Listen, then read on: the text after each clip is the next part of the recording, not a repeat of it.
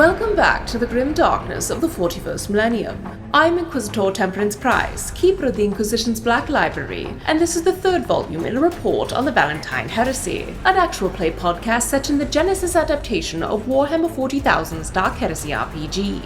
This report features Game Master Tom McGee and players Ryan LaPlante as Inquisitor Lucius Valentyne, Tyler Hewitt as Attikus Viz, Laura Hamstra as Eli Sharp, and Della Borovic as Morgan Rawls. My report shows that the Inquisitorial band have made contact once again. Morgan and Valentyne discovered no microphones in her bombs and made murderous plans for the future. Eli struggled to spot conspirators in the crowd outside the manor, and Attikus spoke charmingly with the Duke. But can Attikus win over the noble while killing a prisoner? Find out next in this episode of the Valentyne Heresy.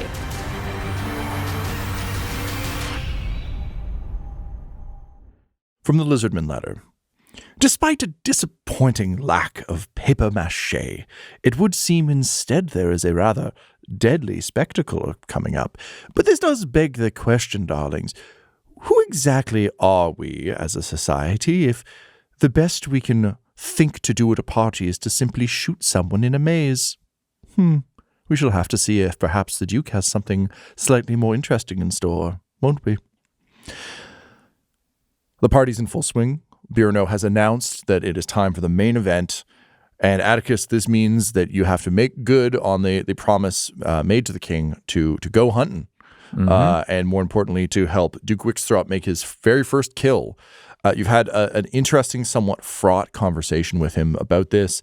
Unfortunately, given Atticus's background in social warfare, you notice some things slip by, but you seem to have reached somewhat of an accord with the Duke. You seem to have balanced the scale slightly, and now it is time for the big show for the king before moving into your poetry reading. You know, just a standard day of murder maze and poetry, as all good parties must. So the guests have kind of gathered near the maze. There are servo skulls with cameras sort of broadcasting to screens that have been set up. These are much more low tech than obviously the execution screens. I'm thinking kind of probably projectors, you know, when people stretch projectors between trees, that sort of thing on the estate grounds. So you're getting kind of grainy broadcast footage of the skulls kind of floating above the maze. It doesn't seem like any of them will be with you, kind of like over the shoulder or anything. It's going to be a top-down shooter, not a third person over the shooter, which does give you a bit more freedom to move, but nevertheless, it is somewhat important. The Duke approaches, flanked by two royal guards, walks up to the maze, and he's ditched the low stick. He does, however, have a tumbler, sort of like a Scotch tumbler situation that is like full to the brim with Amasek. So a very heavy pour that he is taking gulps of, still holding it in a very classy way, but it's a Don Draper level of like, this drink is going into me and we're going. And you note that one of the royal guards actually has the bottle with him, and every so often he just kind of puts it out for a top up. And the crowd is all a titter as Attikus, you make your approach. You have a second to confer with Rabute before you go in, but otherwise, they're kind of waiting at the entrance for you as Birno kind of goes around and hypes up the crowd a bit. We're out in the open. Mm-hmm. This is out in the front garden area. I don't think Attikus would do away with cover at this point. So he would say, Rabute, how is the rest of the party? It seems to be going well, sir. Security is tight. We've had a number of guests. I've also managed to, shall we say, exchange conversational barbs with a certain rogue trader to help bring them in line. Oh, I see. Anything I should be made aware of? No, sir, I believe the exchange worked in our favor. However, unfortunately, she will try to balance it, I'm sure, in future letters and other communications. Well, I'd like to see her try. Exactly, sir. Also, between you and I, it would appear that Lord Boberstein may be making a bit of a statement, knowing what he's dared to insinuate about you at the previous execution. Keep in mind, I don't entirely know the laws of this world, but challenging someone to a duel is often an honourable option. A duel, eh? All right, I'll keep that in mind. Yes, only if your honour is besmirched, but it seems like he's making an evening of besmirchment. Very well, then. I had the opportunity to speak with the Duke in private. Oh, excellent, my lord, excellent. Yes, got to know him. He is, different from the king. Quite different. Fascinating, sir. Did you know this is to be his first killing, this execution? I did not, sir. Well, I suppose we'll see what kind of man he is then. Yes, indeed. Very good, Rabute. Thank you very much. Yes, I'm sure he could not have someone more appropriate to help him through his first kill than you, sir. After all your military service, I'm sure you've helped many a new serviceman break in their weapon. Indeed. And he'll turn over to see the Duke just pounding back Amasek and walk up to him and say, Are you adequately armed for this, Your Highness? And he looks at the glass, drains it, and says, "Yes, I believe now I am, Lord Van Houten. Let's get on with this unpleasant business." May I see the weapon? And he reaches into his jacket and he pulls out what is probably a dueling pistol of some sort. But to your eye immediately, this is clearly from the king's armory. So it is top of the line, well balanced, probably a las pistol, to be honest. I don't think slug weapons would be. They're gauche. Yeah. Well, I'm also just thinking like, in a world where you have a gun with no recoil and guns with lots of recoil, if you're going to hand one to someone who's never fired a gun, do you want to give them the one with kick? You do not. So a very kind of elegant las pistol, and he holds it in a very casual way, as you know, someone who isn't familiar with guns would. But he just kind of pulls it out and says, "I trust this will be sufficient." and in my estimation, it should be for an execution. I mean, yeah, for killing things, this will do just fine, unless they're, you know, armored targets, and you get into all of my personal Space Marine bias against las guns, because, like, come on, fucking flashlights, what are you gonna do with those things? But yeah, for just a squishy prisoner who's not wearing any armor, this will do just fine. Okay. For someone in armor, they'll have to roll high. Okay. Okay. So yes, it's a remarkably good murder weapon. And it would seem that, you know, as per the setup, like, make sure this guy fucking gets it done. Yeah. Your Highness, I would caution you to handle that weapon with care and point it only at things you wish to die. Yes, no, I thank you. I understand that. It would seem, though, that everything here can die. So when life is valued so cheaply on this planet, I am not too terribly concerned, but I will take your advice under advisement, given your military service. And again, he softens just a little bit. He says, and of course, based on your words earlier, I appreciate what you're trying to do here. And then he just kind of stares at the ground, and then looks at the gun and doesn't reholster it. He just kind of holds it at one side. And he hands the glass off to one of the guards, and he says, keep that for me. I'll need it in a few. Okay. I think because we're going into a garden maze and this is the Duke, Attikus will put out his flesh hand and say, come with me. And the Duke looks at your hand, sort of looks to the rest of the crowd, and with a bit of a mean smile to the crowd, says, This is what you all want to see, right? And he grabs your hand and he says, lead on. And I'll lead him into the maze. Great. So you take his hand and lead him into the maze to the sounds of, like, various, like, oohs, but also, like, just, like, there's a lot of rabble grumbling, as this is a very clear show of favor, even though he's being an asshole to the crowd. The fact that he took your hand, the image of the two of you leading him into the maze with him kind of with his gun up, is on all of the screens. And you can see the other suitors are just, like, hella pissed. Well, you can't because you're going into a maze, No, but for the rest of you, speaking of the rest of you, Morgan, you're on Overwatch for this. Yes. So I'm curious kind of where you've set yourself up for all of this. Overwatch is Toby, so Right. maybe I've met back up with Eli. Yep. And so that Eli can be looking out for our physical situation, and Morgan can concentrate more on Toby vision and be more present in that. Great. And as they meet back up too, she will lean into him really closely and then transfer one pocket of ammo into Eli's coat inside, just in case some of it gets lost, that we have it separated. yes. Basically, because I have a lot of pocket ammo and some of it needs to get back to our residence. Yep. So in case something goes awry in my situation, she would pocket some of it into Eli and then otherwise be just standing near him, leaning on him, and then able to fully focus on Toby, looking at the hunt from the sky and looking for if there's anybody else with guns or anybody who might be interrupting that. Okay, so can I get I think probably perception Okay.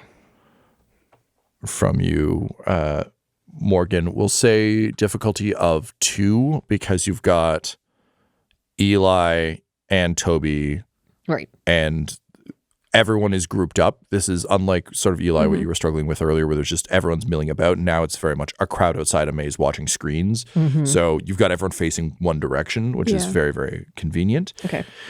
And then you can add all your crazy Toby nonsense. I was going to say, did you want perception from me or from Toby? Because they're different. Probably from Toby. Okay. Because I guess if you're looking through Toby's eyes. Yes. So then it's probably yours. Okay. Do you want to do hers plus the auspex from Toby as a way of combining the Sure. two scores? Okay. Yep. Let me do that. And the Because if Auspex is boost? Toby was on automatic, then it would be Toby. Exactly. But if you're looking for I'm Toby, then controlling he's him just directly. like Yeah. he's just a weird set of binoculars at this point.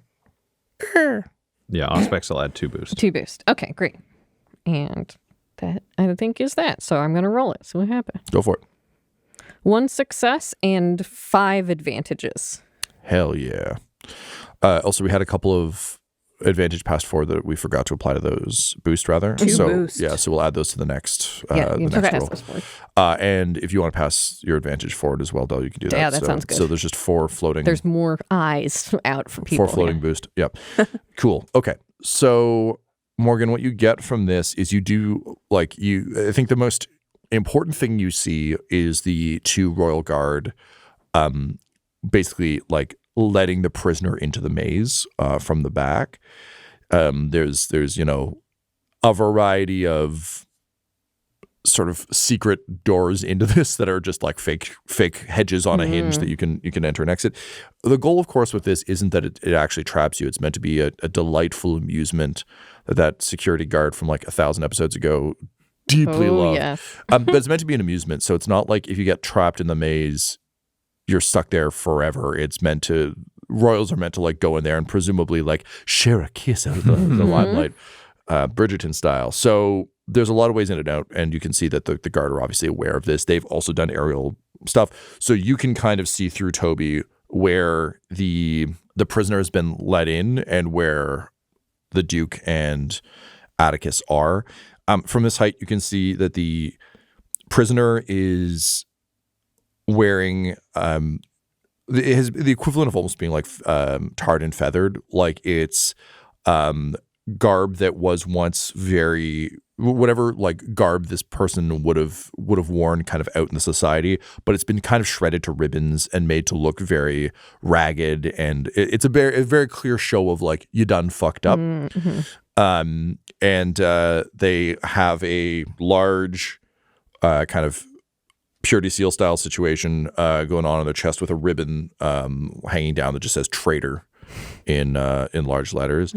And you notice that they are running with shackled hands and shackled feet. The shackles are wide enough that they can kind of run and scurry. Again, there's meant to be sport to this, so they're not just going to like tie him up and throw him in the back and be like, shoot that guy. But they go in and there's immediately like a panic. They like struggle with the bushes a bit trying to get back out. and then kind of take off running into the maze. It is a large maze, so it will take the Duke and Attikus some time. But the main weapons you see are on Imperial Guard. Okay. Otherwise, the other thing you get is, because the show of art is coming up next, some folks haven't moved over to the projections. They're instead getting their installation set up. And you notice that Barberstein is off alone, and he seems to be actually like working with wood and like hammer and nails to like put together a little platform that he's just toiling away at kind of on his own. And otherwise, that's kind of what you see. People are really enraptured with this hunt. The prospect of the Duke making a kill is a really strange thing, and given the Duke's reputation,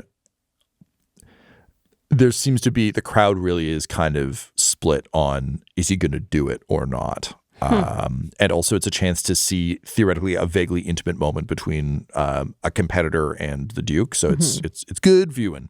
So that's what you get from there. Eli, you're not seeing any immediate threats. Again, there's not a lot anyone can do to the Duke while he's in the maze. Anything going on with the royal guard who had its drink? No, they're standing by.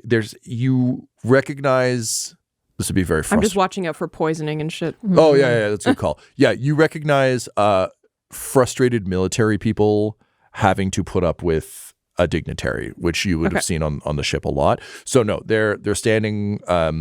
They're standing there, respectfully holding the glass and the bottle, but also a little bit bored and possibly frustrated that this is what they've been reduced to. Okay. That said, as a military man, you would generally view the discipline of these guards as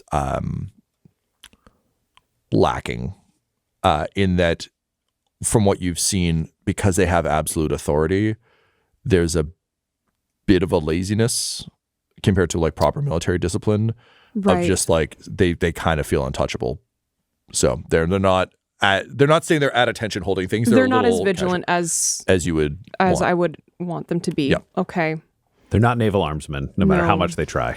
No, they're not Secret Service, really. no, they're kind of playing dress up. Fuck. Well, then I have to be even more vigilant. Okay. I was gonna say, Valentyne would be staying by the front entrance to the maze. He'd have his data slate out, and he would have the whole maze mapped out and be tracking where Attikus and the Duke are relative to the prisoner. So if he has to go into assist, if something goes wrong, he can get access. Also, worst case scenario, if this show is taking too long, he can microbeat Attikus and be like, go left. Just lead them to the prisoner. Or if he needs to buy time, he can do that too, so that it's a good show. Great. Yeah. So you've got the beeping icons. I just had this momentary glimpse of like Valentyne saying they're doing a kids maze on a menu. Very good. But yeah, so you're just tracking. Finally, a task I can complete. Take that, Heresy. Oh no, that's a dead end. So yeah, you're tracking them. That's fine. And yeah, the hunt begins. So Attikus, you find yourself in a maze, which is a deeply frustrating situation for a man with a giant arm who likes to punch things. Yeah. What's your strategy for helping the Duke to find the prisoner? Attikus thinks finding the prisoner is like, that's an eventuality. So he's actually just kind of focusing on meandering through a maze and talking to the Duke. Okay. Well, like just leading him through the maze by hand to talk to him, just get to know him better, more. Use this opportunity to chat with him as much as possible. All right. So, you're making your way through these tall, and these are probably like 8 feet tall, perfectly manicured, trimmed hedges against night.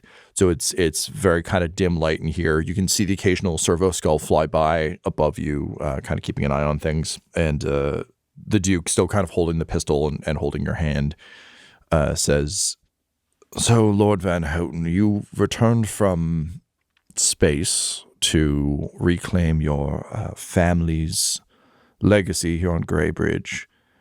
I must admit, I'm somewhat curious why you would want to return to all of this. You don't seem particularly enamored with the society, which I can fully appreciate and understand, and yet you've come back here. Why? What do you want with Greybridge?" There are principles, values, I learned that I wish to see brought to my house, and if you should choose me, that I might bring to Greybridge entirely. So you seek to be a good ruler, to bring what you've learned from off-world here and attempt to influence the society in some way. Is that correct? I've come to learn the virtues of service.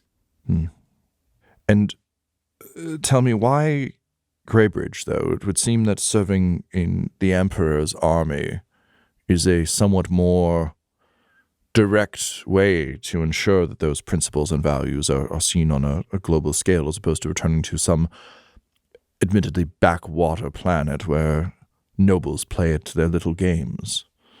This backwater planet is my home. Barely. Your family left quite some time ago. I can't imagine you have any particular fond memories of a gray, rainy planet as a child. Perhaps then it's better to say I wish to make it my home. Rediscover my home, my roots. And what about you?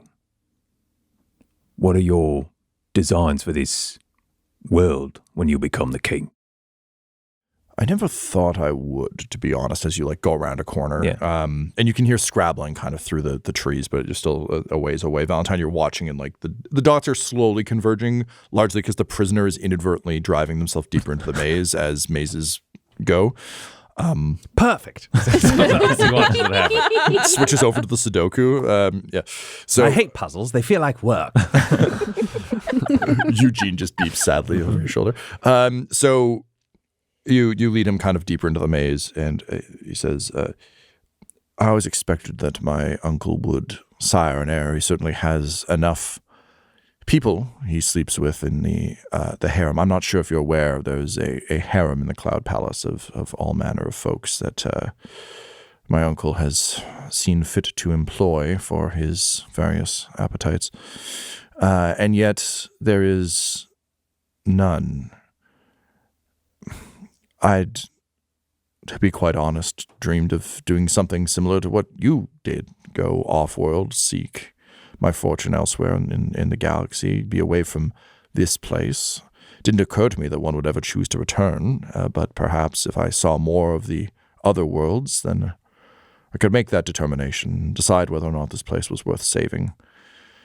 When it became clear that there would be no heir, my own parents having, I assume, displeased my uncle at some point, or perhaps his predecessor, I had to resolve myself to this place and what I could do with it. And I will admit I had rather hoped that Lady Balensong would prove to be the winner of this horrific competition, but you present an interesting option, my lord.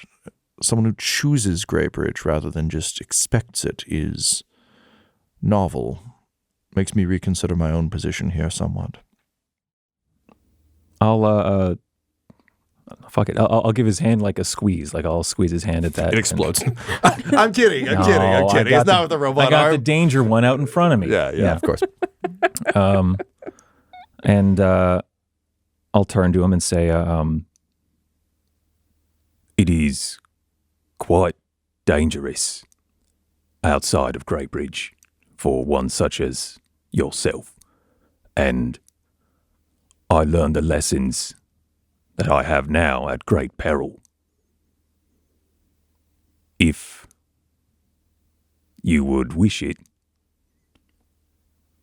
I'll fuck it. Yeah, I'll put a little bit of hair out of his face and say, I could teach you the virtues of service myself. And he blushes a little bit in the dim light, and the gun.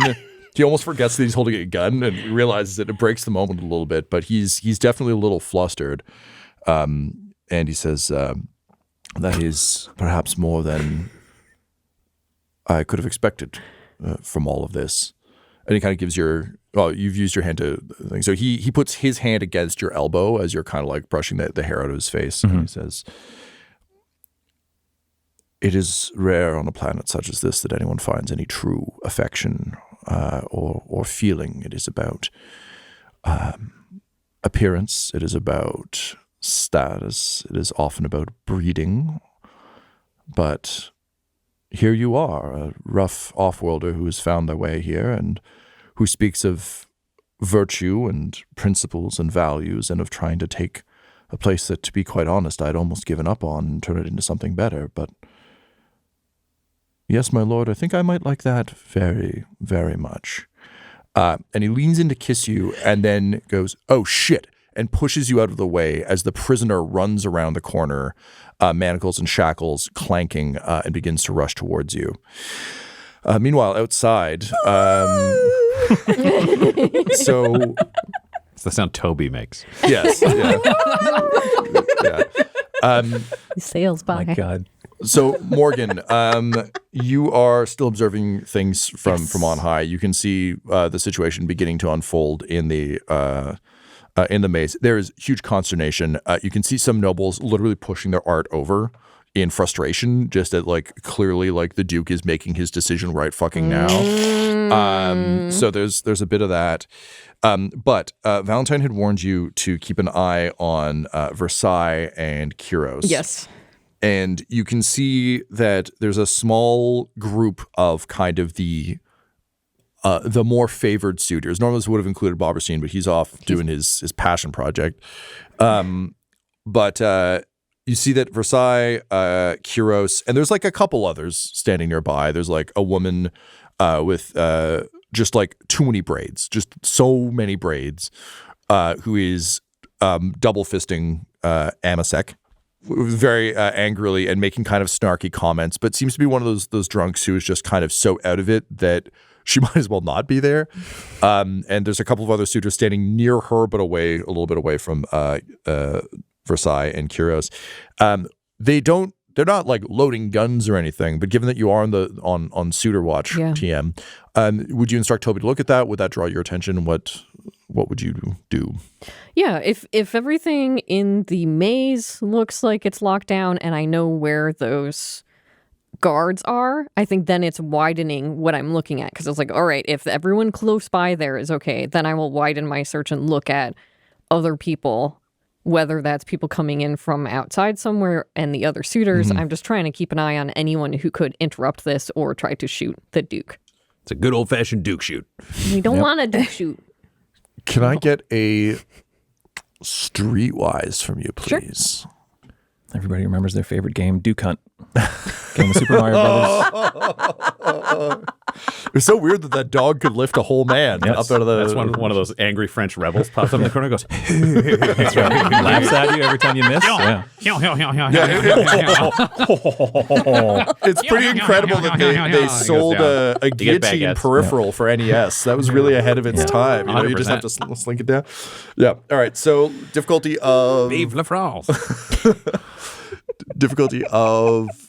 That damn Sheehan. 3. Okay. You've got so much boost. I've got boost from myself. Just 100 4 boost. boost. Yeah, 4 boost. Yeah. That's my 2 going. Yeah, 4 boost. Let's see, what else?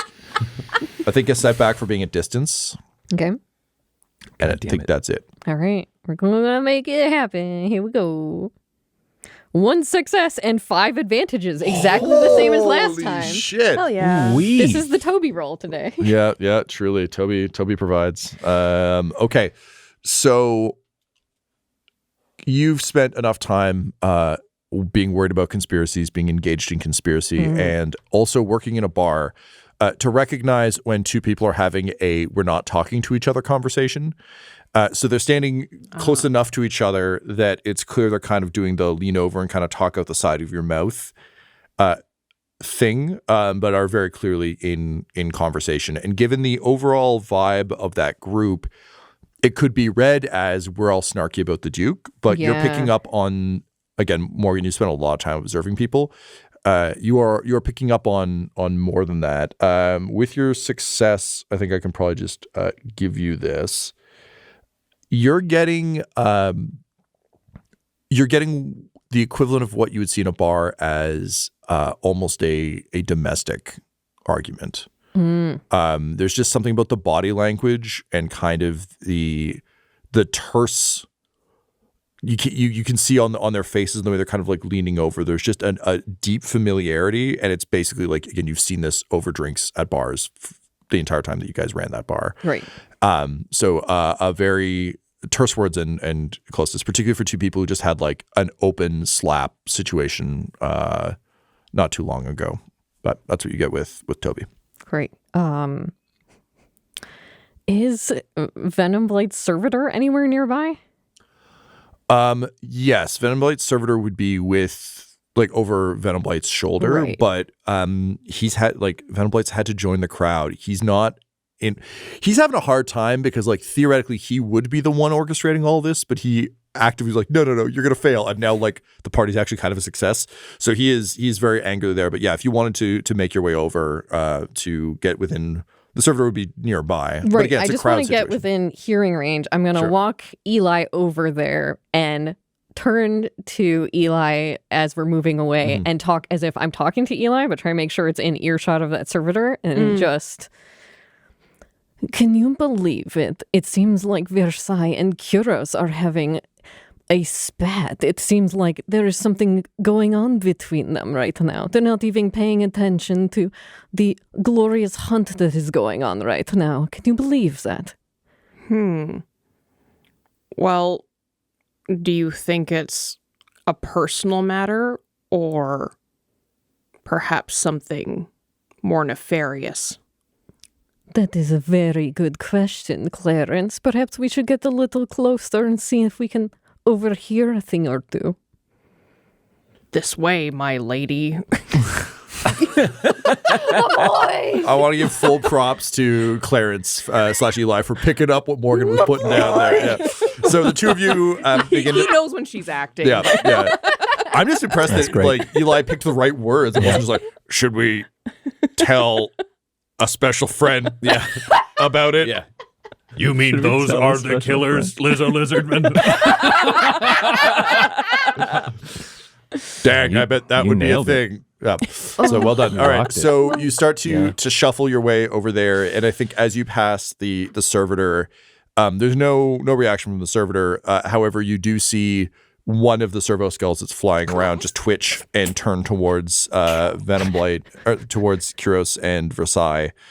And just start drifting over that way. Obviously, it's not like looking straight at them and zipping in. It's just casually drifting that direction. So you make your way over, and immediately Kuros just says, "Oh, good! It's another loser come to join the loser pile. Hey, Captain." What do you think about all this bullshit? You see this maze nonsense? This isn't part of anything, and like they're walking around holding hands. I fucking hate this almost as much as I fucking hate this guy. And Versailles just like gives him a sidelong glance and says, "Truly, the mouth on this one is most upsetting, Captain. You must believe that the rest of the society is not nearly as crass as this ill-raised, disruptive child over here. But yes, tell us your thoughts.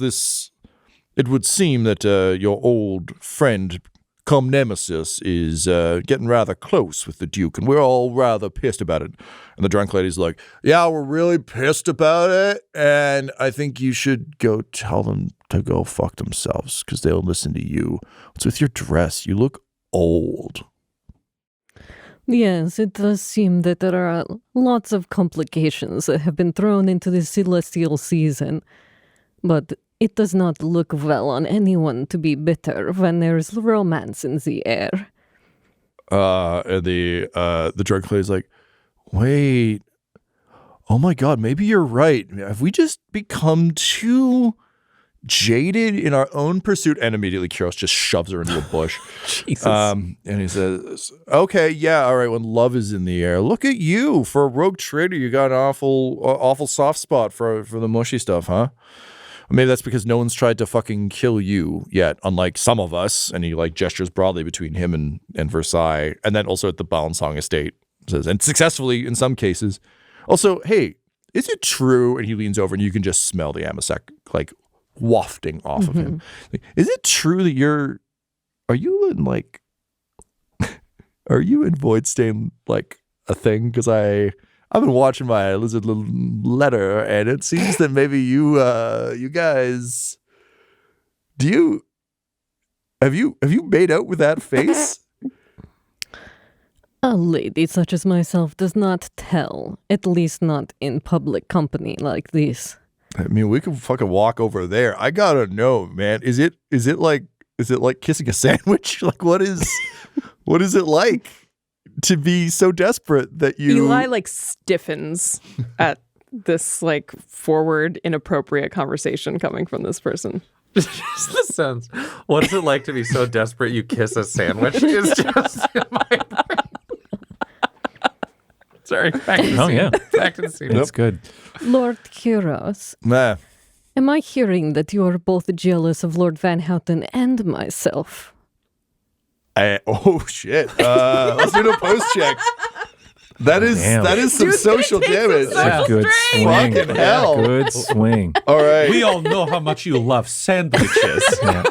A sandwich is very fulfilling. It would seem to me that you are like a Drew Barrymore film. Perhaps you've never been kissed. Yeah. All right. So A good sandwich satiates my hunger. Yes, that is right. I may not have in the state, but I'm in your head rent free. It would seem. Stop it. He's already dead. All right. So this is going to be, I think, an opposed. I'm inclined to say charm. Okay, you can try it. Wait, charm isn't cunning. Nope. But I was going to say, this is all a lie. Yeah, that's true. Yeah. oh, that's fair. Actually, no, you're right. All You right. don't even like him. I'll take deception. I'm so down the all right. hole. I'll take it. She's living this character's Yeah. truth. This Yeah. is a true sociopath. There is no difference between the truth and a lie. Yeah. That's true. Yeah. Morgan ceases all to right. exist. So Morgan, I'm going to give you a boost because you also don't really care about these people. True. Whereas he deeply does. So And you have 2 boosts coming off your 5 advantage from last time. Oh God. Yeah. Okay. Nice. And then I get a boost when I lie because of, yeah. I'm from the lying And place. he gets a boost because everybody hates Voidstain. yeah, accurate. that's fine. Yeah. Okay. All right. So we're Oh, at is it 2 and just- 3 story point Do wise. we do there's no difficulty? No, it's a post check. So I'm going to roll my pool. You're going to roll your pool. So 0 difficulty to see who rolls more. do it. 2 successes and my 5 advantages. Oh, I got 5 advantage. So Kyros forgets that he's pretending to be super injured and using a cane. He actually takes an affronted step back, dropping the cane. And around him, there is just, it's like the air goes out of the room. I'm going to mark social damage for Kyros. That's so good. What a fucking thing to have had happen. How many successes did you have? I had 2. 2 successes. Okay. Yeah. And 3 advantage because she activated crit. Straight to the heart. Yeah. So he staggers back, and literally it's just that meme of like, you know, the one person looking really impressive and everyone else running by with their hands on their face. Like everyone is just astounded.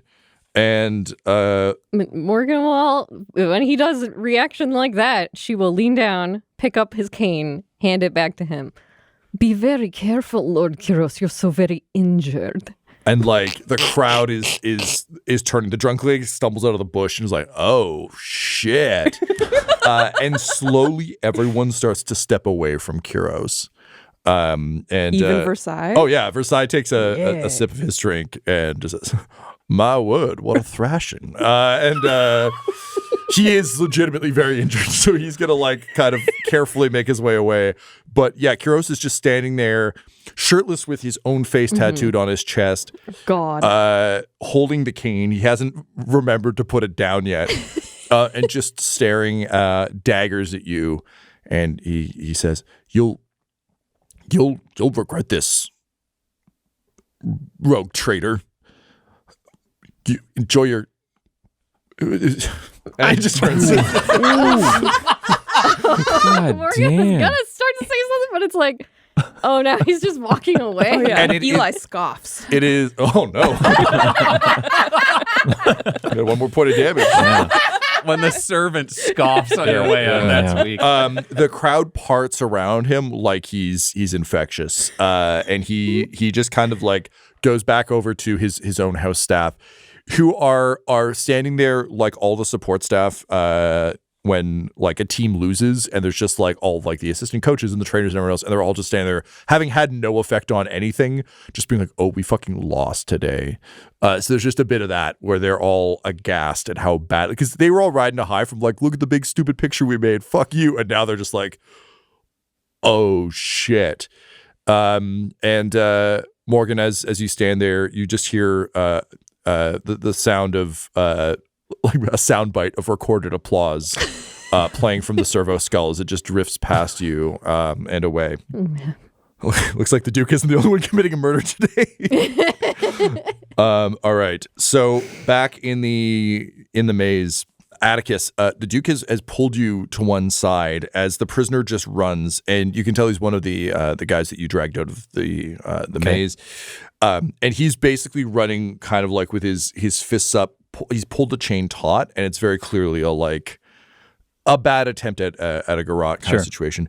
But the Duke pulls you out of the way, and then he just strides forward with the pistol raised.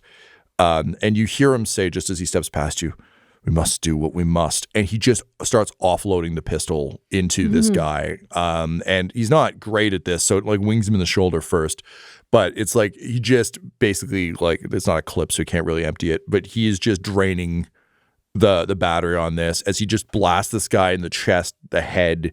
And eventually he kind of gets up to him as this guy's stumbling forward, grabs him by the sort of shreds of his shirt, and is just pistol against the head, blasting just with gritted teeth. Jeez. And making direct eye contact with this guy as he just empties the gun, throws the gun to one side, and then kind of grabs the traitor thing and rips it off the guy's chest as he falls to the ground. And he turns back to you, kind of like chest heaving, clutching this ribbon in hand, and kind of looking up from sort of pitted eyes at you, just says, "So, about those principles and values, I do believe I will be ready for them soon. You may take me out of the maze, Lord Van Houten. I believe we are done here." And then he just looks up to the servo skulls, which he knows are broadcasting. He says, "Wouldn't you agree, my liege?" And then he looks back at you, and his like lip is trembling, but he's kind of holding a haunted glance. I'll walk over to him and take the gun out of his hand. He drops it. Okay, yeah. Then I'll just take his hand and say, like, "Leave the gun. You won't ever need to use one of those again." And I'll walk out with him. And he squeezes your hand so fucking hard. It's just like it is now that like it's the one way he can convey what's actually going on inside him right now. So it's just like I'll squeeze full back. claw. Yeah. And you lead him out of the maze to a mix of sort of applause and cheers, and the king appears on the screens, and from his like office in the Cloud Palace that he broadcast from before, and he just says, "Holy shit! I didn't know you had it in you. Wow. Okay, well that was a hell of a thing. Look, folks, I know I told you last time that if you fuck around, you find out, and sometimes you get pushed out of a hovercraft and die.